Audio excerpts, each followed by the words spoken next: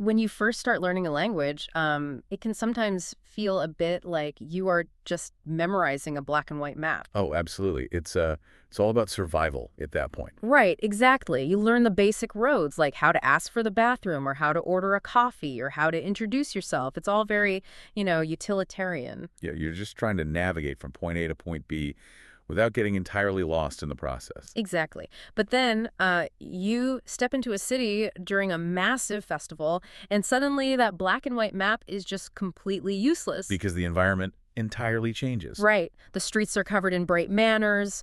There's music blasting from every corner. People are dancing, and the air smells like roasted food. You realize pretty quickly that you don't just need words to survive. Yes, you need words to describe the color, the noise, the absolute joy of the moment. And that is exactly what we are extracting from today's sources. We're looking at the vocabulary, the idioms, and really the unwritten rules of celebrating in English. So you can stop just surviving and start actually participating. Because language, at its core, isn't just for exchanging basic facts. It's for sharing the human experience. Oh, beautifully said. When you can explain the joy of your favorite holiday or, sincerely congratulate someone on a major life event, you are building a bridge. Okay, let's unpack this. Our source today is a practical guide called English for Daily Life, Celebrations and Festivals. A very straightforward title. It is. And we are tailoring this deep dive specifically for you, the intermediate English learner. You already know the basics, right? You know what a party is. Exactly.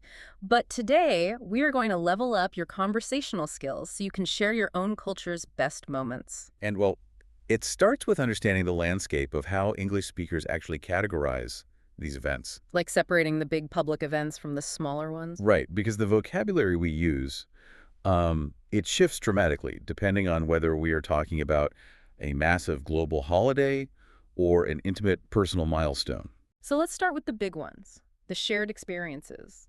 The ones that shut down the banks and the post offices. Yes, those ones. Think about January 1st, New Year's Day. The guide points out that the key vocabulary word here isn't just party or celebration. It's resolutions. Which I think is a really fascinating cultural quirk. Right. We don't just make wishes for the new year. We make resolutions. And that's a really important distinction for a language learner to grasp. A wish is passive. Like, I wish I had more money. Exactly. But a resolution implies resolve. It is a firm, active plan to improve your life. You make a resolution. It's commitment. Which is honestly such an individualistic way to start the year. It really is. Especially when you compare that to the Lunar New Year, which our source highlights as deeply centered around family reunions and, the giving of red envelopes. The contrast there is just beautiful. The January 1st New Year in many Western cultures is often very focused on the self. Right. Improving yourself, hitting your personal goals, going to the gym. Yeah, but Lunar New Year has this incredible outward focus. It is about family unity, honoring ancestors, generational respect. So the language you use naturally shifts from I to we. Exactly. And you see that collective focus in other massive public holidays, too. Oh, definitely. Like Christmas on December 25th, which the text defines by the actions of decorating trees and exchanging gifts. Or Thanksgiving, primarily in the U.S. and Canada. Right, which is literally a day dedicated to giving thanks over an absolutely massive turkey dinner. And Halloween on October 31st. Yes, where neighborhoods collectively participate by dressing up in costumes and trick-or-treating. With all of these, the language is highly community-focused. You talk about what people do. Like people watch the parade. Or families eat turkey. The scale is just huge. But then the text makes a pivot to personal milestones. Things like birthdays, weddings, anniversaries, graduations. The events that are specific to the individual. Right. So think of it this way. Milestones are like your own private national holidays, while public holidays are the world's shared milestones. That's a great way to frame it. But I'm curious, does the conversational English we use for these two categories actually differ that much in practice? What's fascinating here is that, yes, it does differ. Oh, really? How so? Well, when you talk about a public holiday, you're talking about an established script. Everyone knows the script for Halloween. Costumes, candy, spooky stuff. Right. But with personal milestones, the language becomes incredibly targeted and intimate. Because it's about that one person. Exactly. You are addressing an individual's specific achievement or life change.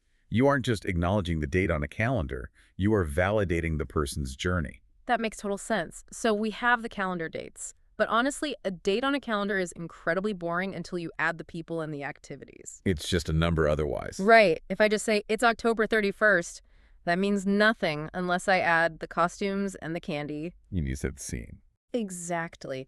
Let's talk about the action vocabulary that brings these stories to life. The verbs and the nouns. Yeah. A calendar tells you when. These words tell you what is actually happening. And our source gives us some heavy hitters here. We have gathering or reunion, which is, people coming together. Usually family or close friends. Right. Then there's parade, a public procession moving down a street, usually with music and floats. And fireworks, the bright, noisy explosions of light in the sky. We also have the verb decorate, which is making a place beautiful with lights or banners.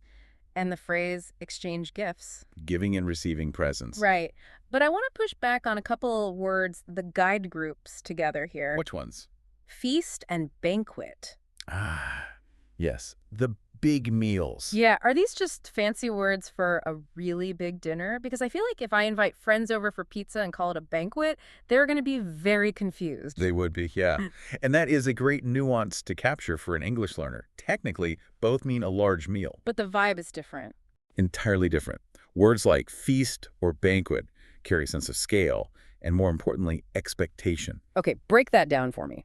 What is the expectation of a feast? A feast implies abundance and indulgence. It's visceral. Like a huge pile of food. Exactly. You picture tables groaning under the weight of roasted meats, pies, just endless sides. It's warm, it's loud. It's about consuming an incredible amount of food to celebrate a harvest or a victory. Right.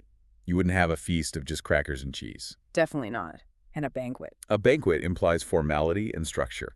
If you are invited to a banquet, you are probably wearing a suit or a nice dress. Oh, so it's fancy. Very. There's a program. People will likely stand up and give speeches. There are assigned seats. So a feast is about the food and a banquet is about the ceremony surrounding the food. That's a perfect summary. I love that. You aren't just eating, you are participating in an event. And the words you choose directly create what the source calls the atmosphere. The feeling or mood of a place. Right. And atmosphere is crucial. When you are describing your favorite holiday in English, you don't just want to list facts. You want the person listening to actually feel the environment. Exactly. So the guide pairs specific adjectives with these actions to help build that atmosphere. Let's play with this. Imagine you are at a gathering, but it's just, a few people awkwardly standing in a gray room with no music. Sounds terrible. You definitely wouldn't call that festive. No, you wouldn't. Festive means cheerful, jovial, full of life. A family reunion with music and laughter is festive. Exactly. And what about the word crowded? Usually if I say a train is crowded, I am complaining. I hate a crowded train. Most people do. But in the context of a parade or a festival, crowded becomes an atmosphere. Context changes everything. A crowded subway is miserable because everyone is isolated in their own space just trying to commute. Right. Nobody wants to be there. But a crowded street festival is electric. The closeness of the bodies amplifies the shared excitement. You want a festival to be crowded, it means it's successful. Exactly. And the floats and the costumes make that crowded street colorful. Bright colors everywhere. And when the sun goes down and they set off fireworks, the sky isn't just nice to look at, it becomes spectacular or impressive. Spectacular is a great word here. It literally shares a root with spectacle, something that demands to be looked at. It implies awe. Yes, exactly. Awe. Okay, so you are at this spectacular, crowded festival. You are watching the colorful parade. You are feeling very festive. Taking it all in. Now, what do you actually say to the people standing next to you? The interactive element. Right. This brings us to the social glue of today's deep dive. Greetings, etiquette, and travel. Which is a massive hurdle for language learners. Oh, huge. You have all this great vocabulary in your head, but opening your mouth to greet someone in a new cultural setting can be deeply intimidating. You don't want to accidentally offend someone while trying to be polite? Let's demystify it then. I want to point out a very strange quirk of English that our guide touches on. Okay, what's that? Have you ever noticed that we say Merry Christmas, but we use the word happy for almost everything else? It is a funny historical quirk, yes. Like, it's Happy New Year, Happy Halloween, Happy Easter, Happy Thanksgiving. Why is Christmas the only one that gets to be merry? It's a very rigid tradition. Merry comes from an Old English word that didn't just mean happy. What did it mean?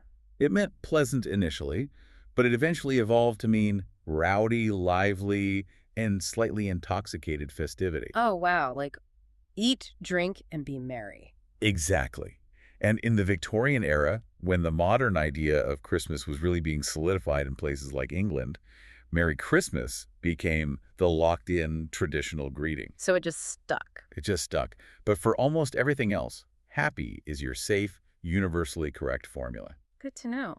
But what about those personal milestones? If my friend just finished university, I can't say happy graduation, right? I mean, people might understand you, but it feels a little bit like something a 5-year-old would write on a card. Right. It lacks a certain maturity. The guide gives you the much more natural, sophisticated phrase.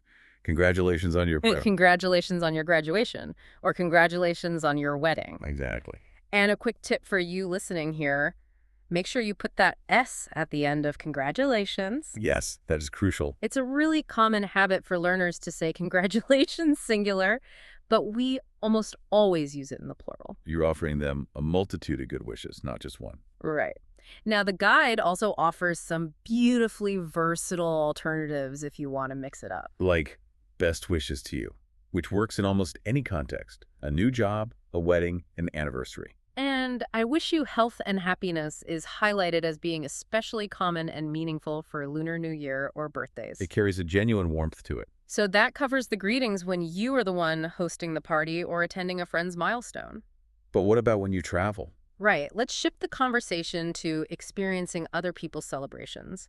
The source dives into the vocabulary of cultural exploration. The words you need when you are a guest in another culture. Exactly.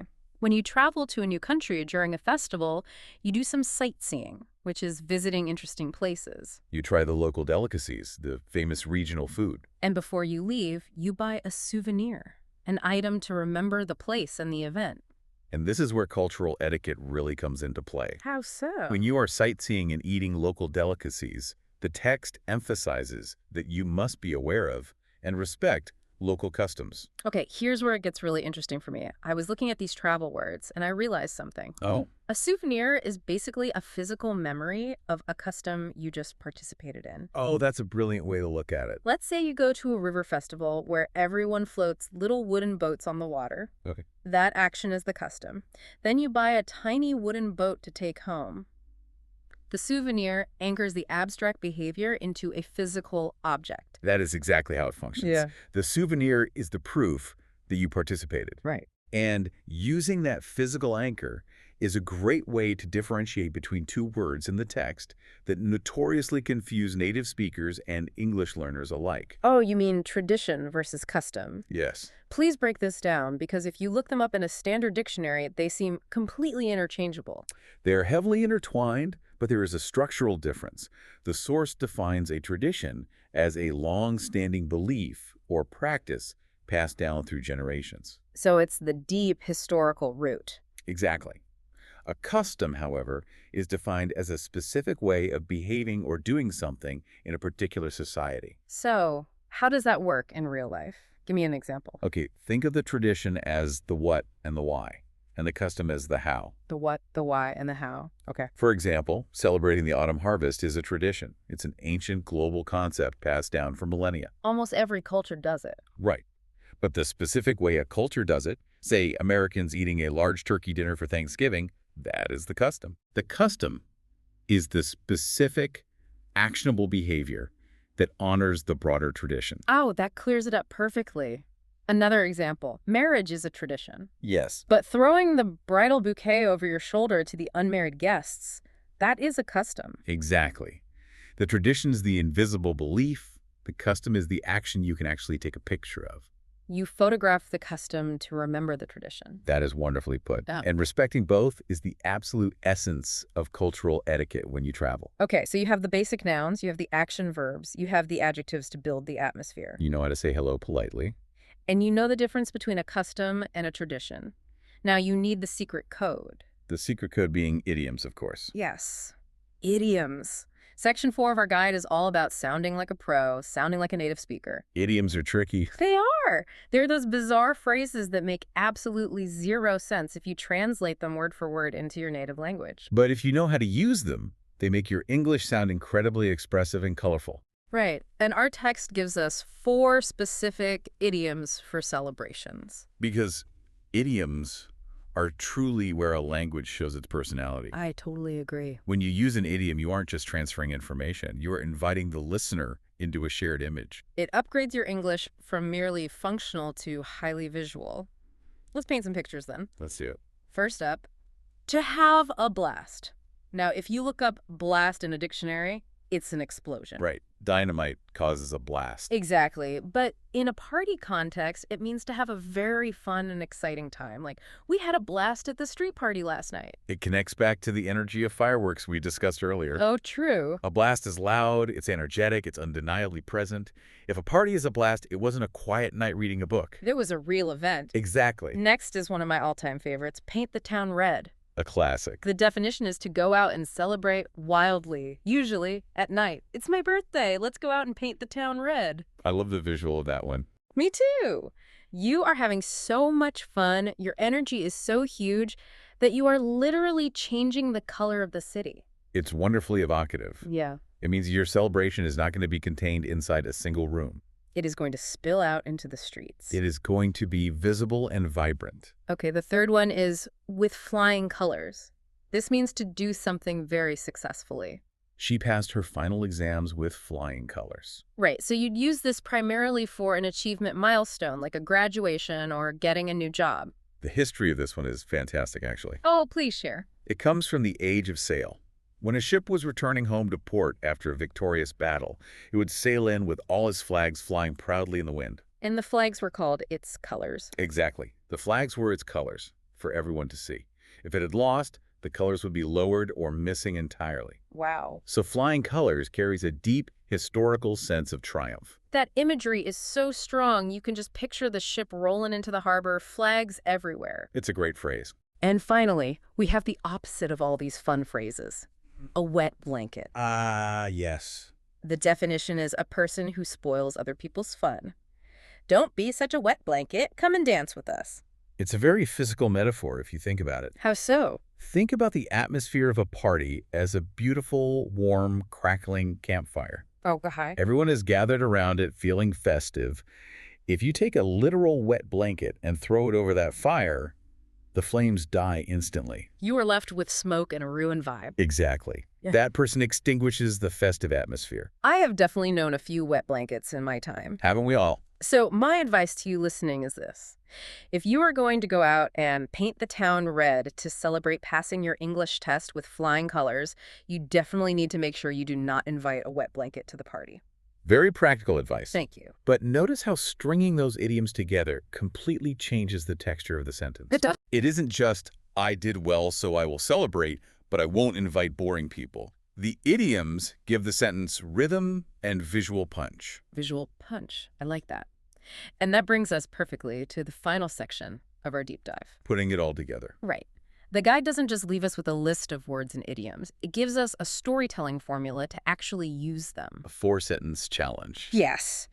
This is where we bridge the gap between knowing vocabulary and actually using it in conversation. Practical application. The goal here is to take all these puzzle pieces, the holidays, the actions, the adjectives, and build a simple framework you can use immediately. So someone asks you, what is the best holiday in your country? Yeah. You don't freeze. Right. You want to have a story ready. Here is the template.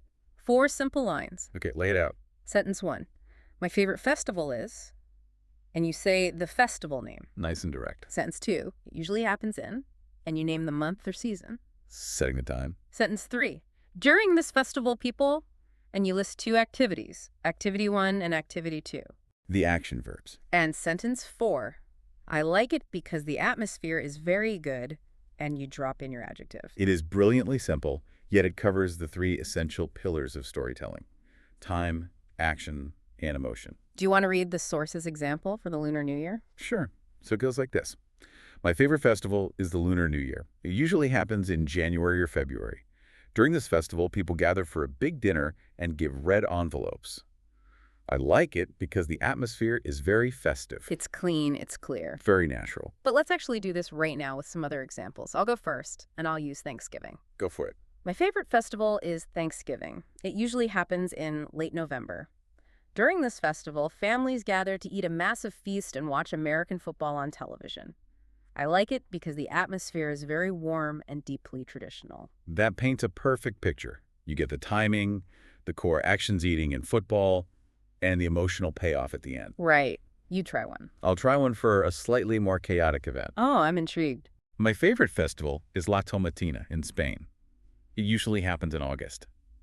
During this festival, people gather in the streets and throw crushed tomatoes at each other for hours.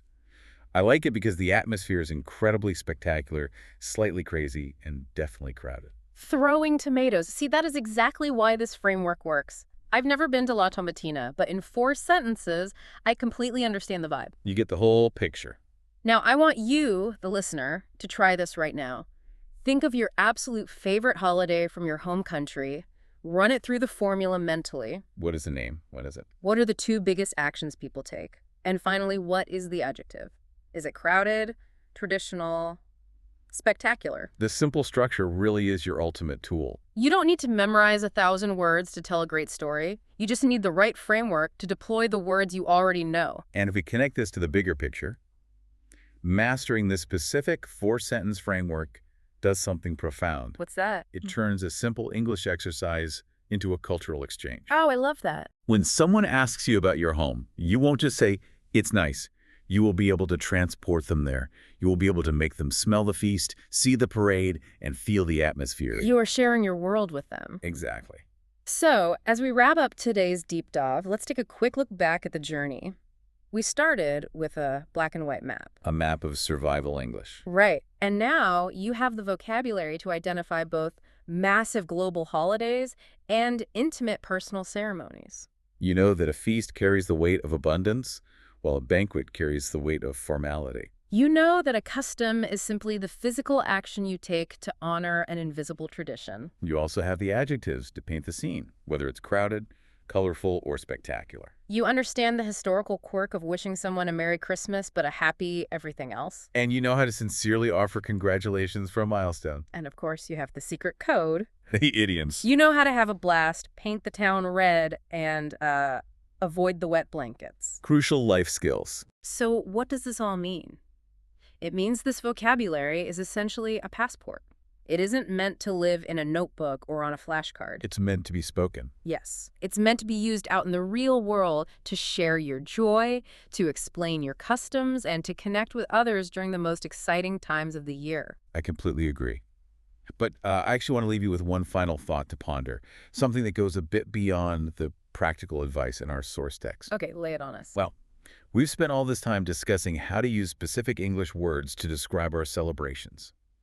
But think about this.